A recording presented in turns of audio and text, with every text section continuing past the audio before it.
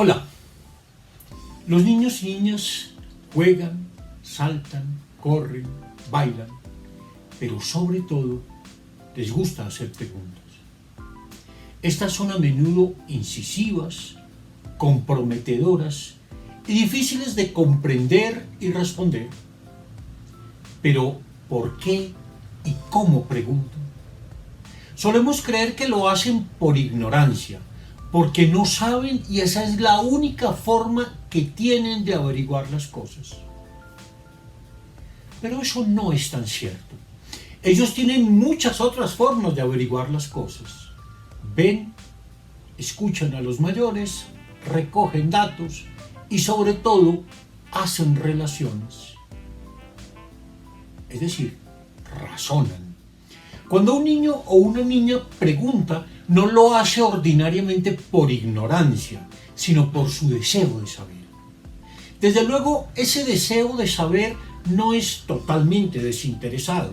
Si preguntan es porque necesitan organizar el mundo en su mente. El mundo no es transparente. Se presenta ante ellos como algo enigmático, como un rompecabezas que deben armar paso a paso.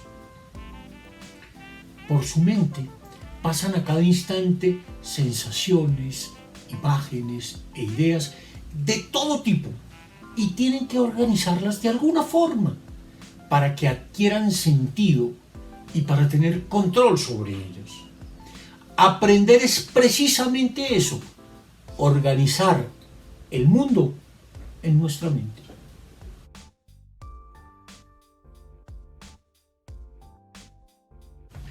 Cuando un niño o niña pregunta, muchas veces lo hace porque tiene un saber previo que quiere examinar. Esto no lo podemos perder de vista. Ellos ya saben, o al menos creen saber algo, porque han observado fenómenos, han hecho ciertas relaciones o alguien les ha enseñado algo.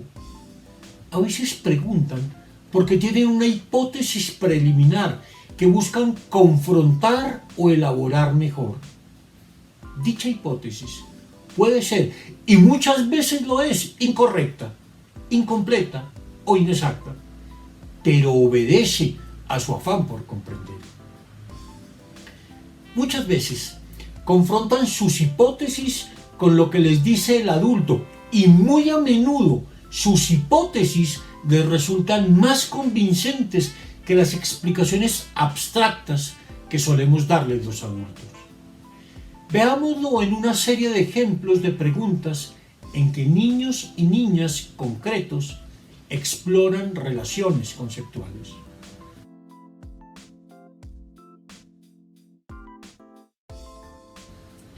Una vez, cuando mi hijo tenía unos 4 años, me preguntó espontánea y desprevenidamente: «Papá, ¿por qué los círculos no tienen puntas?».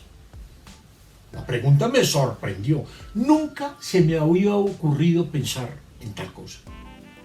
Todo lo que le pude decir fue: «No lo sé, déjame pensarlo, o intentemos averiguarlo entre los dos». Solo unos minutos después señaló: «Papá, ya lo sé. Los círculos no tienen puntas porque los círculos son cosas que se envuelven y todo lo que se envuelve deja de tener puntas». Al tiempo que hacía el ademán de envolver algo en un papel y me mostraba cómo al hacerlo desaparecían las puntas. Su respuesta, claro está, era incorrecta, porque cuando algo se envuelve, desaparecen unas puntas, pero aparecen otras. Es cierto, a esta edad los niños y niñas no hacen aún juicios de relación en que coordinen dos puntos de vista, y por eso se dejan engañar de la experiencia. Pero tenía una hipótesis. Y horas después tenía una segunda hipótesis. Papá, me dijo mientras tomaba en sus manos un objeto triangular: «Los círculos no tienen puntas porque cuando algo tiene puntas y se le pone a dar vueltas, deja de tener puntas y se convierte en un círculo.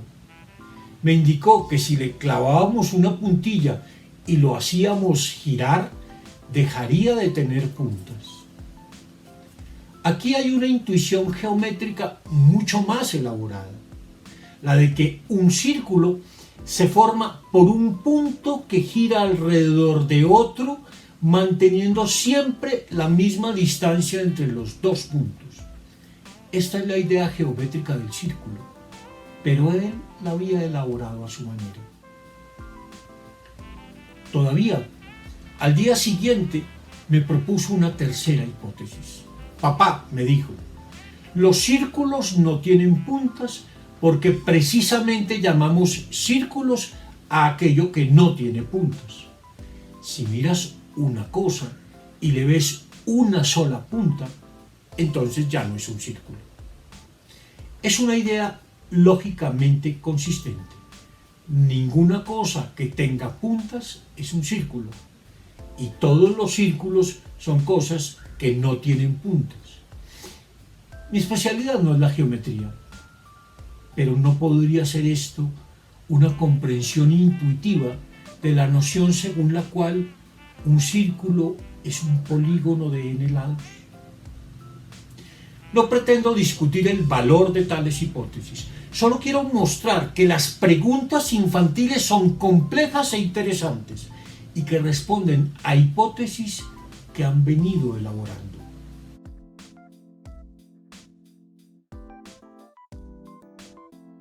Otro día me sorprendió con esta pregunta. Papá, ¿qué es volumen? En ese momento tuve la precaución de no responderle, sino empezar a explorar de dónde le habría podido surgir dicha pregunta. Mi pregunta fue esta. Cuéntame dónde has escuchado esta palabra. Su respuesta resultó reveladora. ¿Recuerdas, papá, que me regalaste una grabadora que tenía un botón que dice volumen y que yo muevo para que suene más duro o más pasito? Pues resulta que yo anoche vi una propaganda en la televisión de un champú que dice que le da más volumen al pelo. No entiendo.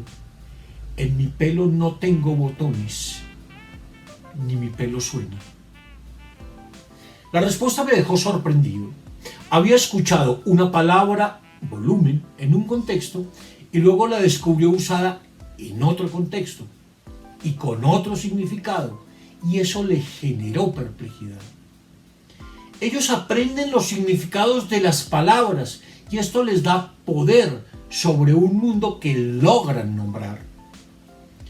Cuando se encuentran con la misma palabra en otro contexto, se sienten desconcertados y tienen que hacerse preguntas por el significado de los términos, preguntas que son claramente filosóficas, conceptuales. El lenguaje, a la vez que nos revela el mundo, nos lo oculta. Es el mejor medio para construir y comunicar nuestro pensamiento, pero también un medio lleno de vaguedad, ambigüedad, imprecisión y confusión.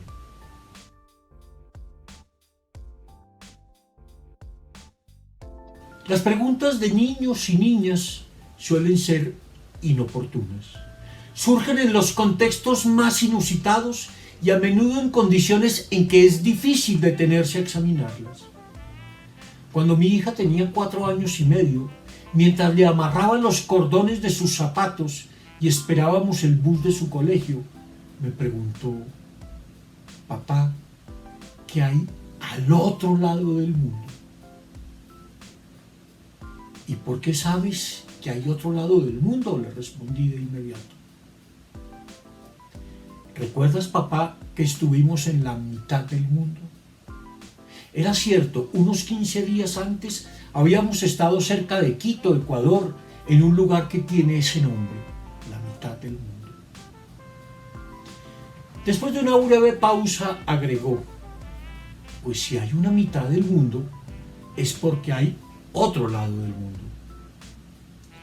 Su respuesta me pareció coherente y entonces cambié la pregunta. Dime, ¿qué hay de este lado del mundo? De este lado del mundo, me dijo, están las casas, los carros y las ciudades. Y yo creo que del otro lado del mundo están la selva y el mar. No solo se había dado ahora una respuesta a su pregunta, sino que había una lógica implícita en ella.